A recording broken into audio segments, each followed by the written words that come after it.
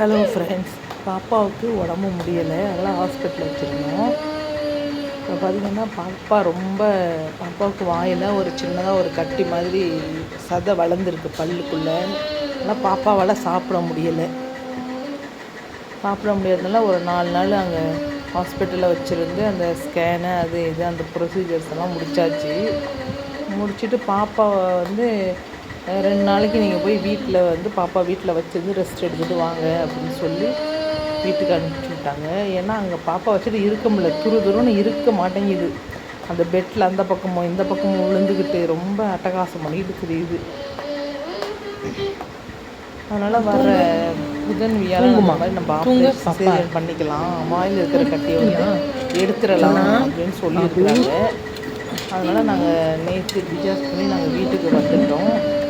ஒரு சில பேர் கேட்டிருந்தாங்க மெசேஜில், இன்னொரு சேனலில் கேட்டிருந்தாங்க, பாப்பாவுக்கு என்ன ஆச்சுக்கா, எதனால் ஹாஸ்பிட்டலில் வச்சுருக்கிறீங்க அப்படின்ட்டு.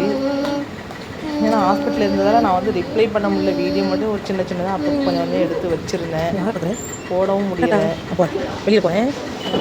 பிரச்சனை, பாப்பா ஏற்கனவே ஸ்பெஷல் சைல்டு தான், அதனால் அது நார்மல் குழந்தை கிடையாது. அதனால் வாயிலும் இந்த மாதிரி கட்டி இருக்கிறப்ப ரொம்ப கஷ்டமாக இருக்குது.